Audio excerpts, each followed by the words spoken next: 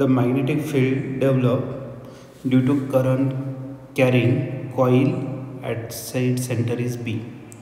तर या ठिकाणी आपल्याला एक करंट कॅरिंग याच्या सेंटरला मॅग्नेटिक फील्ड फाइंड करायचं. त्याच्यातून करंट चालणार आहे एंटी क्लॉकवाईज डायरेक्शन. जो घेतला आपण I1, या I1ची व्हॅल्यू आपण I इतकी घेतली आणि त्याला नंबर ऑफ टर्न्स असणार N1 is equal to N.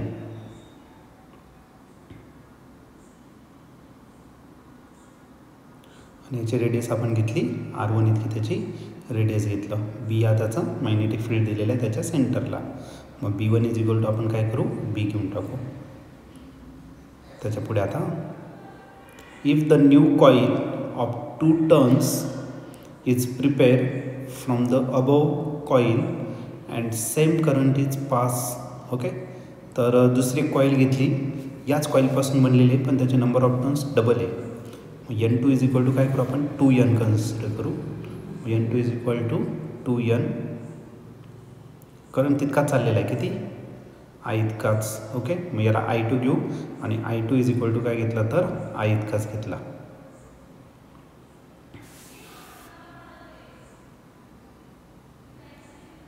त्याच्या पुढे then magnetic field at the centre of the new coil. तर याच्या सेंटरला मॅग्नेटिक फील्ड किती तयार होईल ते फाइंड करायचं. ओके, या सेंटरला, तर याच्या सेंटरला मॅग्नेटिक फील्ड किती तयार होणार याची रेडियस कन्सिडर करू आपण R2 इतकं आणि मॅग्नेटिक फील्ड आपल्याला फाइंड करायचं आहे. तर हा क्वेश्चन 2020ला आलेला होता. याचे 4 ऑप्शन आहे. त्यापैकी A ऑप्शन आहे 2B, B ऑप्शन आहे B divided by 2, C option आहे B डिवायडेड बाय 4 आणि लास्ट D ऑप्शन आहे 4B.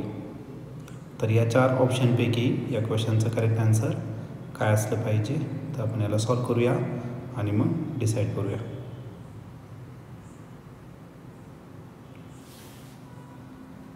तर या केसमध्ये आपल्याला मॅग्नेटिक फील्ड भेटणार आहे. मॅग्नेटिक फील्ड कुठे तर सेंटरला घेऊ आपण. Magnetic field of induction at the centre of at a point center of the current carrying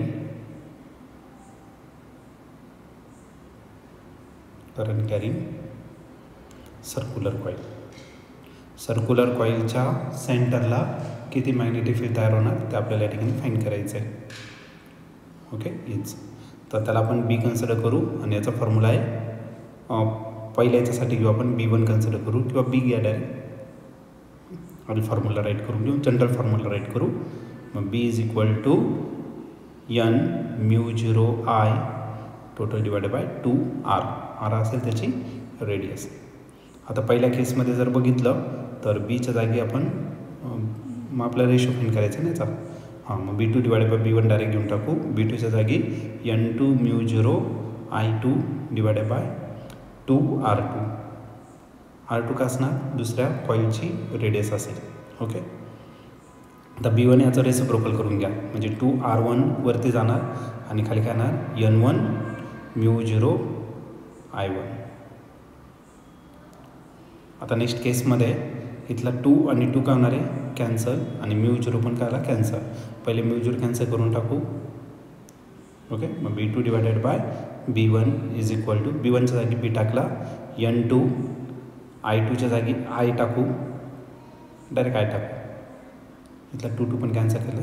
okay, N2 I divided by R2 R1 divided by N1 I1 टाका नाही तर I टाका कारण दोन कॅन्सलच होणार आहे. ठीक आहे, I या ठिकाणी पण आपण I करून घेऊ त्याला. मग आता नेक्स्ट केसमध्ये I सोबत I का होणार आहे कॅन्सल कारण की आता रिझन देऊन टाकू I1 is equal to I2 which is equal to I. आता नेक्स्ट केसमध्ये इथला I आणि I का झाला कॅन्सल. मग आपल्याकडे राहील B2 is equal to N2 R1 N2 किती 2N टाकून देऊ इथं 2N R1 त्याची झाली radius divided by R2 N1 घेऊन टाक. N1 किती आहे? N आहे. ओके, बघा इथं. तर N1च्या जागी आपण N टाकून देऊ into R2, N into R2. आता R1 आणि R2 आपल्याला माहीत नाही, मग आपण सर्वात पहिले याचं रिलेशन करू. त्याच्या आधी N आणि N काय आला? कॅन्सल. मग आपल्याकडे काय शिल्लक राहिलं? आणि हा B जो इकडे डिवाइड होतं इकडे काय करा? मल्टिप्लाय करा. मग आपल्याला B2 भेटेल. B2 is equal to 2R1 upon R2 into B. याला एक इक्वेशन म्हणून इक्वेशन नंबर 1 कन्सिडर करू. मग आता आपल्याला R1 आणि R2चे रिलेशन फाईंड करायचं आहे. बघा, सिंगल कॉईल आहे, त्याच्यापासून आपल्याला त्याच कॉईलला डबल टर्न घेऊन सिंगल छोटा एक हे करायचा आहे. मग सिंगल टर्न असेल तर त्याची मोठी रेडियस भेटेल आणि याच्यासाठी अशा 2 टर्न्स घ्यायचे आपल्याला. दोघांची लेंथ सारखीच असणार. मग पहिल्या कॉईलमध्ये फक्त सिंगल टर्न आहे आणि दुसऱ्या कॉईलमध्ये 2 टर्न्स आहे, त्याच्या डबल टर्न्स आहे.